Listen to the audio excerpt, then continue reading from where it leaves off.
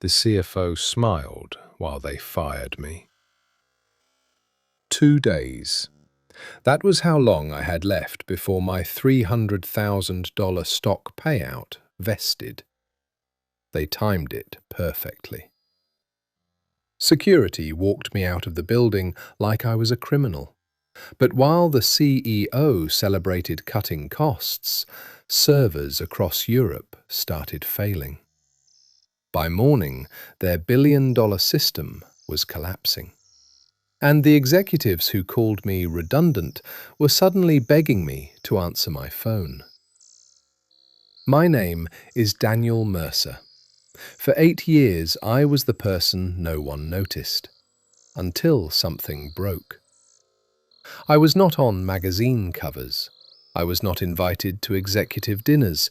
I was not mentioned during investor calls. But every payment, every customer login, every shipment, every internal dashboard, every subscription renewal, and every dollar that moved through Northbridge systems passed through infrastructure I built.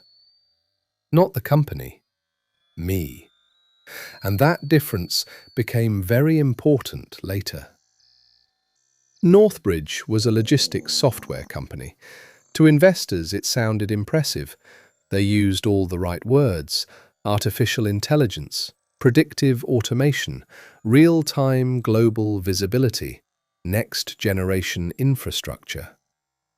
Executives loved those phrases. They made the company sound powerful, modern, unstoppable. But behind the polished sales language was an ugly truth. Their so-called next-generation infrastructure was a fragile maze of patched systems, late-night fixes, undocumented emergency scripts, and a private failover architecture I had built after the original platform nearly collapsed years earlier. The executives called it the Northbridge Intelligence Engine. Inside engineering, we called it Daniel's Basement. Because whenever something broke, everything went down into my basement. I was 39 years old, divorced, exhausted, and far too loyal for my own good. That was my mistake. I worked Christmas Eve. I missed birthdays. I slept under my desk during migration weekends. I answered emergency calls while sitting beside my father in the hospital. When my father died, I took 1 day off. The next morning, my manager texted me, "Sorry for your loss. Can you jump on a quick incident call? Payments are failing in Europe." So I joined the call, because that was who I had become: reliable, useful, invisible. For years, I told myself it would be worth it. My compensation package included stock units that would vest after 8 years. Everyone knew those shares were the reason I stayed. $300,000. Not life-changing money for the executives, maybe, but for me, it meant paying off medical bills, helping my daughter through college, maybe finally buying a small house instead of renting another apartment with broken heating. My vesting date was February 28th. On February 26th, at 9:12 in the morning, I was called into a conference room named Aspire. That should have warned me. Nobody gets good news in a room named Aspire. Inside the room sat my manager, a woman from HR, and the new CFO, Marcus Vale. Marcus had joined 6 months earlier from a private equity firm. He wore expensive glasses. He never remembered engineers' names, and once, during a budget meeting, he referred to the infrastructure team as maintenance labor. He smiled when I entered, not warmly, efficiently. "Daniel," he said, folding his hands, "we're restructuring." I looked at my manager. He looked at the table.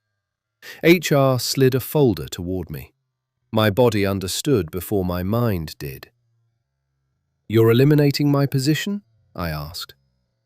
Marcus gave a soft laugh. We're modernizing. Your role has become redundant. Redundant. That word almost made me smile. The company's entire revenue system ran through code only I understood. And this man had just called me redundant. My manager cleared his throat, but said nothing. I opened the folder. Severance, 2 weeks. Benefits, ended at month close. Stock units, forfeited if employment ended before vesting. I looked up slowly. My stock vests in 2 days. Marcus did not blink. Yes, he said. Unfortunately, the timing is what it is. But his face told the truth. The timing was not unfortunate. The timing was the point. I sat there for a moment, listening to the low hum of the lights. Then I asked one question. Who is taking over my systems? Marcus smiled again. We have a transition plan. That meant no one. HR pushed a pen toward me. If you sign today, we can process the severance quickly. I looked at the pen, then at Marcus, then at my manager, who still couldn't meet my eyes. And for the first time in 8 years, something inside me went completely still. Not angry, not broken, still. I closed the folder. I'll have my attorney review it. Marcus's smile tightened. That may delay payment. That's fine, I said. HR looked annoyed. Daniel, your access will be terminated immediately. Of course. Marcus leaned back. We'll need all company property returned before you leave. I nodded. Laptop, badge, security key. And any company data, he added. Obviously. He watched me carefully. I watched him back. Then he said the sentence that destroyed him. And Daniel, please don't make this difficult. We both know these systems belong to Northbridge. I stood up. No, I said quietly. You know the dashboards belong to Northbridge. You know the customer portal belongs to Northbridge. You know the internal tools belong to Northbridge. I picked up the folder. But you don't know what keeps them alive. For the first time, Marcus stopped smiling. Security was waiting outside my desk. That was the part meant to humiliate me. They walked me past people I had saved 1,000 times, past engineers who looked down at their keyboards, past salespeople who suddenly became fascinated by their phones, past executives behind glass walls pretending not to watch. My daughter called while I was putting my coffee mug into a cardboard box. I declined the call. I did not want her to hear my voice shake. Security stood over me while I packed. My manager finally approached. Daniel, he whispered, I didn't know they were doing it today. I looked at him. You signed the approval. His face went pale. He said nothing else. At the elevator, Marcus appeared again. He had brought 2 junior engineers with him. Young guys, smart, nervous, trying not to look scared. Before you go, Marcus said, give them a quick overview of the failover processes. I laughed once, not loudly, just enough. You fired me before the transition. Marcus stepped closer. We're asking for professionalism. No, I said. You're asking for free consulting after terminating me 2 days before my equity vested. His jaw tightened. Be careful. That was his second mistake. Because by then, I already had been careful. For years. The servers they thought were theirs were not all theirs. Years earlier, Northbridge's cloud environment suffered a catastrophic outage. The board demanded an emergency failover solution, but the company refused to pay for a proper external redundancy platform. Too expensive, they said. So I built one myself. Not with company funds, not on company hardware, not inside company accounts. I created an independent emergency continuity layer using my own registered architecture, my own leased infrastructure, and my own personally held automation framework. Northbridge paid a monthly license, a small one, buried in vendor expenses, signed by the previous CTO, renewed automatically every month. Nobody cared because it worked. Nobody cared because I never made noise about it. Nobody cared because people only notice the bridge after it disappears. The system did not contain Northbridge customer data. It did not steal anything. It did not violate security policy. It simply kept their broken internal platform synchronized. It routed failures away from weak points. It repaired transaction mismatches. It prevented their payment logic from collapsing under scale. It was the hidden skeleton under their billion-dollar body. And the license had one very clear clause. If Northbridge terminated the principal technical administrator without transition notice, the continuity service could be discontinued after 24 hours. I wrote that clause after my father died. I wrote it because deep down, I knew one day they would do exactly what they did. At 5:42 that evening, my company access died. At 5:43, I received an automated notice from my own system. Administrator relationship terminated. License review triggered. I sat in my car outside the Northbridge building for almost 10 minutes. The cardboard box sat on the passenger seat. Inside it was my coffee mug, a framed photo of my daughter, 3 notebooks, and a stress ball shaped like a cloud. I should have felt destroyed. Instead, I felt awake. That evening, Marcus sent an email. Subject line, Final Cooperation. Daniel, as part of your separation obligations, please provide complete documentation for all infrastructure dependencies, failover processes, recovery scripts, and emergency routing mechanisms by 9 a.m. tomorrow. Failure to cooperate may affect severance and future references. Marcus Vale, Chief Financial Officer. I read it twice. Then I replied with one sentence. Marcus, please direct all future technical requests to Northbridge's transition plan. Daniel. He replied 7 minutes later. Daniel, do not play games.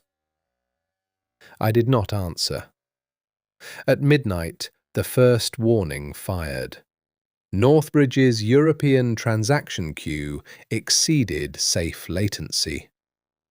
Normally, my continuity system would absorb the spike, reroute traffic, and reconcile duplicate entries before customers noticed. This time, it sent the alert to Northbridge's internal team. No action taken. At 2:14 a.m., subscription renewals began timing out. At 3:02 a.m., warehouse label generation slowed across 3 regions. At 4:37 a.m., the executive dashboard froze. At 6:18 a.m., the first enterprise customer opened a priority ticket. By 8 a.m., Northbridge was bleeding. At 8:11, my phone rang. Marcus. I let it go to voicemail. At 8:14, he called again.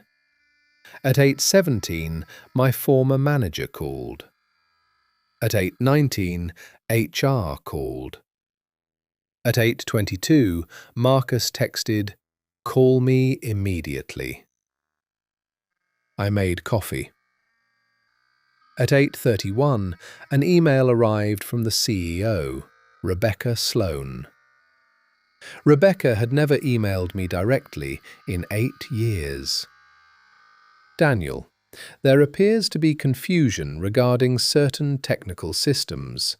Please contact Marcus and the engineering team immediately so this can be resolved professionally. Rebecca Sloan, CEO, Northbridge Systems. Professionally. That word again. I replied, "Rebecca, I no longer work for Northbridge. Please coordinate with your internal team. Daniel." She responded in 4 minutes. "Daniel, we are prepared to offer a short-term consulting arrangement." Now we were getting closer to the truth. At 9:05, my former manager called again. This time I answered. His voice was shaking. "Daniel, what is happening?" "You tell me." "The reconciliation layer isn't responding." "Then restart it." "We can't find it." "Then check the documentation."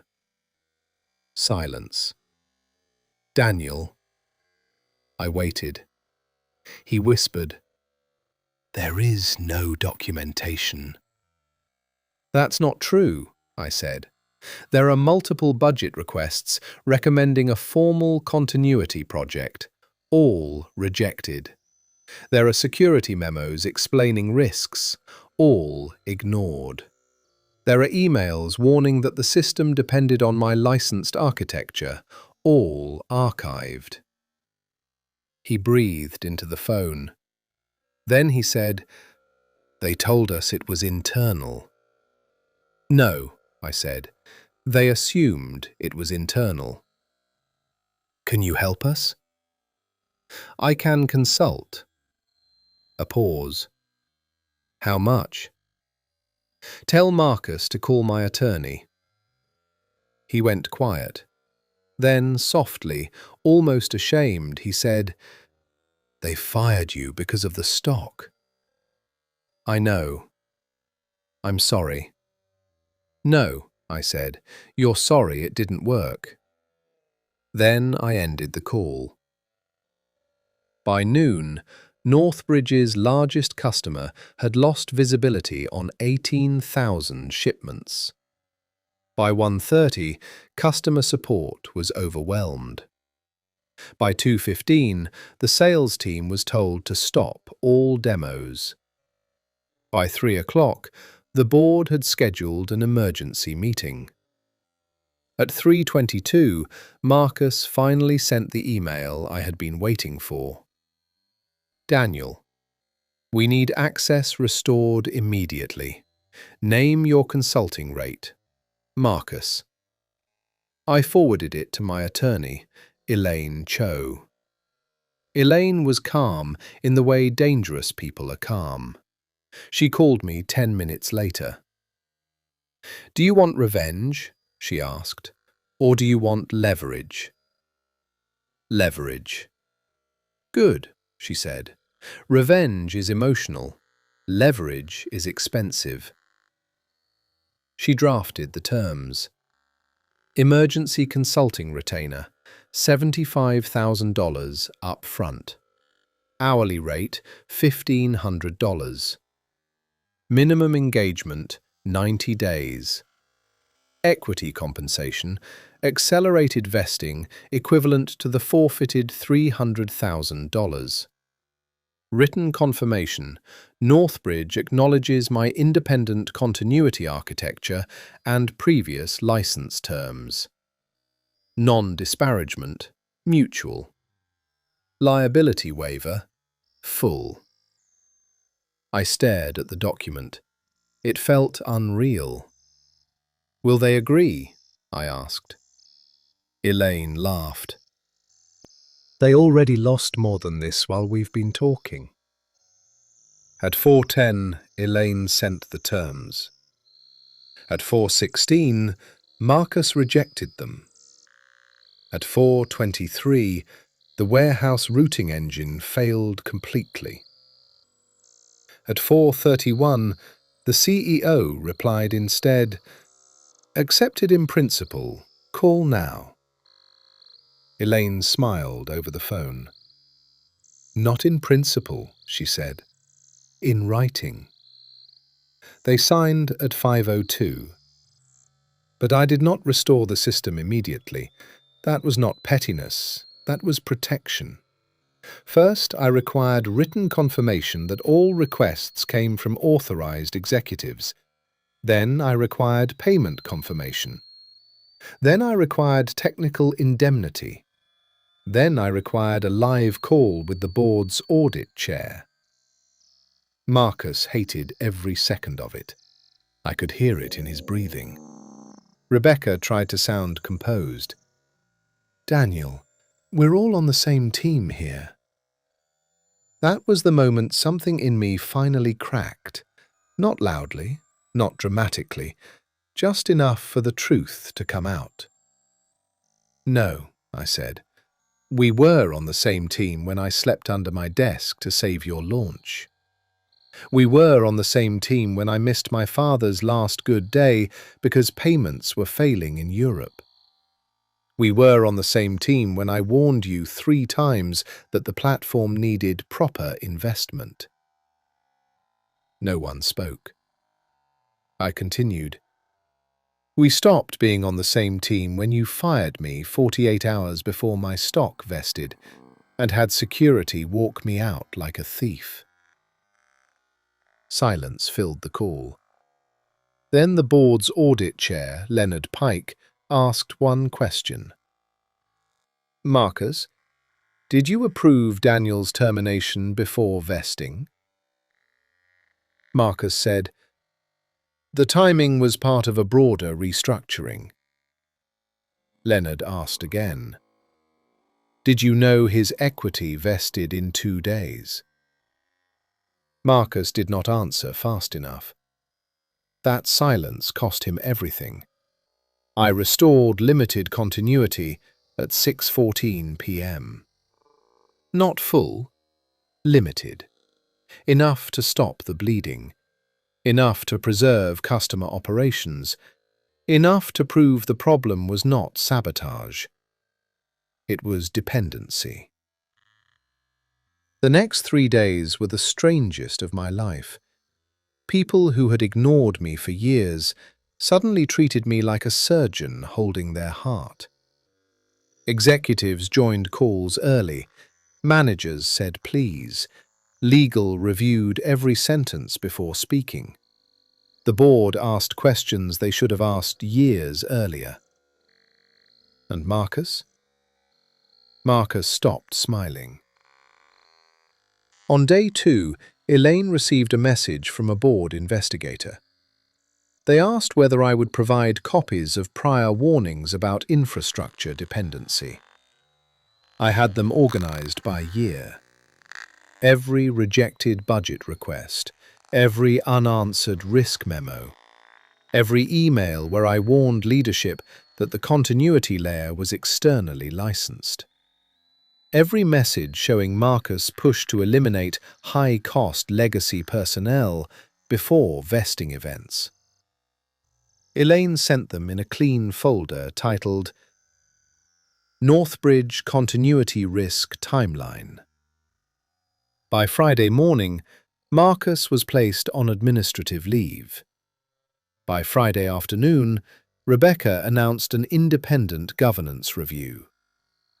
By Monday, 3 board members requested an emergency executive session. By Wednesday, Northbridge's upcoming funding round was delayed. Not because I destroyed them, because I exposed what had already been rotten. That distinction mattered to me. I did not delete files. I did not steal data. I did not hack anything. I did not sabotage the company. I simply stopped donating the invisible work they had mistaken for ownership. 2 weeks later, I returned to the Northbridge office, not as an employee, as an outside consultant. Security did not escort me this time. They opened the door. The same lobby, the same glass walls, the same people pretending not to stare. Only now, they stared differently. I walked into the main conference room with Elaine beside me. Rebecca sat at the head of the table, pale and exhausted. Leonard from the board sat beside her. Marcus was not there. His chair was empty. On the screen was a transition plan, a real one this time. 6-month migration, internal documentation, redundancy budget, permanent engineering team, formal licensing audit. Everything I had requested years earlier. Leonard looked at me and said, "Daniel, before we begin, the board wants to acknowledge that the company failed to properly recognize the strategic importance of your work." Corporate language. But I understood what it meant. We were wrong. Then Rebecca spoke. "We also want to apologize for the way your separation was handled." I looked at her. "Handled," I said, "is an interesting word." Her face tightened. Then she nodded. "For the way you were treated." That was better. I accepted the apology, but I did not forgive the strategy behind it. Forgiveness is personal. Accountability is structural. I was there for accountability. Over the next 6 weeks, I helped migrate Northbridge away from my continuity layer.